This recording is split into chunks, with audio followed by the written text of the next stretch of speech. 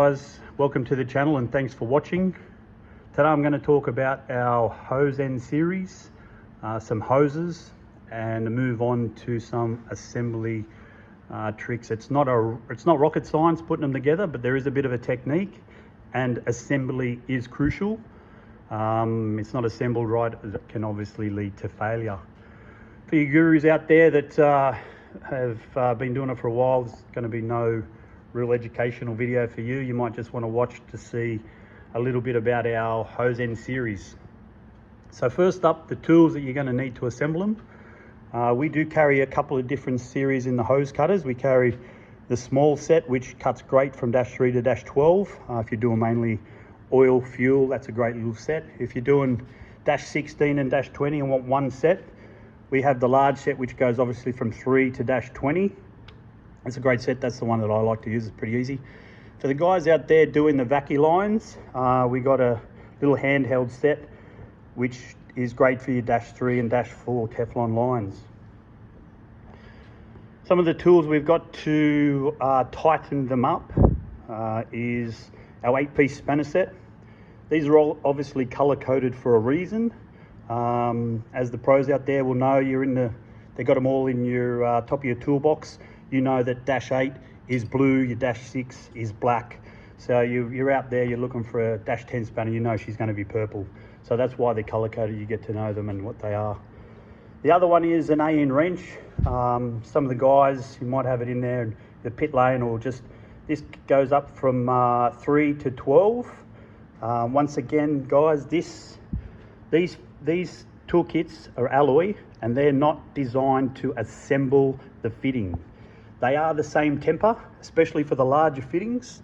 -10 and on, you'll find that this will flare, it will bruise the nut, and this is just an alloy gear, so you will find it'll break. What they're designed for is not to bruise the B-nut when you're tightening it up. They're obviously short for a reason, because they do have torque settings. You don't want a 4-foot spanner to over tighten it. All right, so some of our hose ends, we got the 100 series, which is great. I recommend it for oils and fluid, waters. Anything fuel, I use and recommend the Teflon hoses. You can go all the way up to 10, 12 or whatever you want.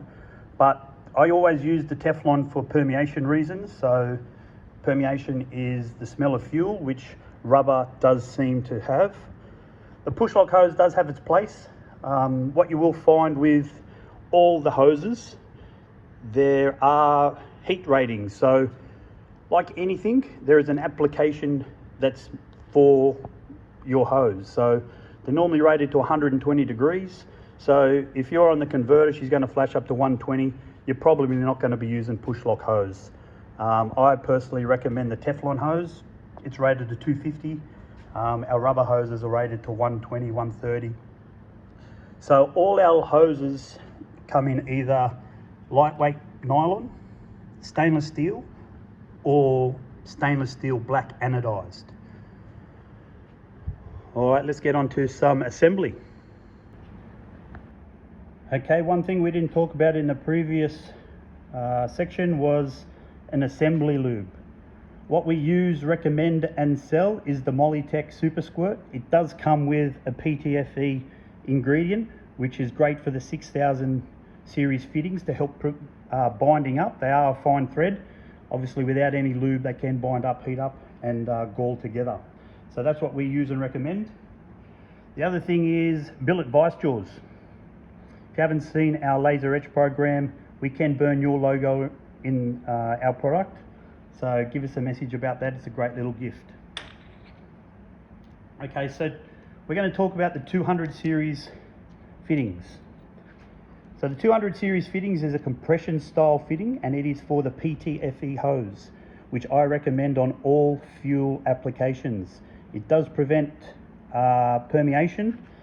You can use the MBR rubber hose, but once again, it can smell like fuel even though it's not leaking. It's called permeation, look it up. For the ADR cars, the Australian ADR cars, you got your surge tank in your boot. You don't want any permeation with rubber hoses. A lot of guys do like hardline.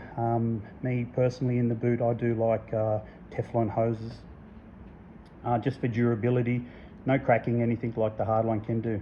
So let's assemble these.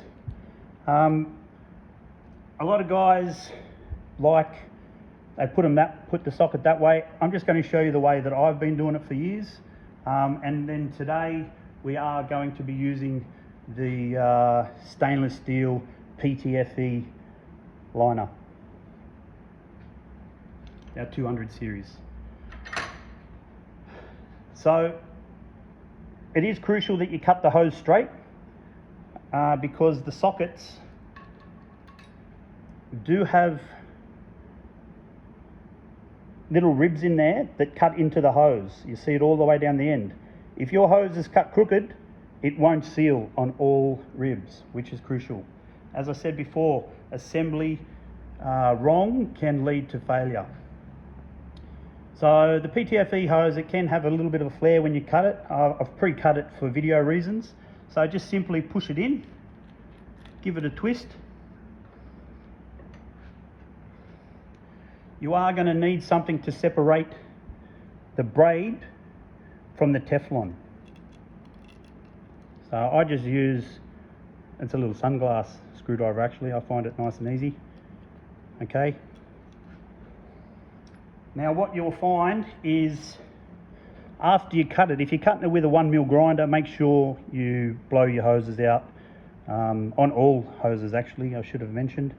You don't want any debris blocking up your filter, or worse, your injectors, carby, whatever you're using.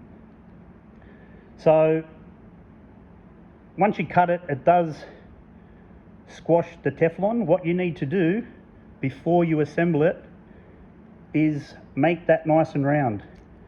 I simply just put the end of the fitting in so it is perfectly round. Then once you've separated the braid from the Teflon, you're going to need to get your olive and put it over the Teflon in between the braid. Right? So you'll see on the olive, there's a little lip there. You need to make sure that your Teflon is up towards that lip. What I normally do is just use the side of the vise to push it home, and now you'll see, sorry guys, now you'll see the Teflon is up to that lip. All right, make sure you put your socket on first, it's a rookie mistake. This is where your Ptfe spray comes in handy. Spray your nipple and your threads. For me, I like to start the thread by hand and then put it in the vise to tighten up. So slide your socket up, push your socket in, and start your threads. So you started. For video reasons, I'll put it this way. A 200 series hex socket uses a 13/16, but once again, you can jump on our catalogue and look at all the different sizes. I hold the bottom of the hose and simply tighten up. You'll start to feel the compression of the olive as you get closer to sealing it. And I just like to make sure the hexes are nice and flat. So once again, you're going to want a 1 to 2 mil clearance, and then that's it. That's how you assemble the 200 series. Any questions? Let me know. Make sure you blow these out, I should add, when you finish assembling them. Thank you.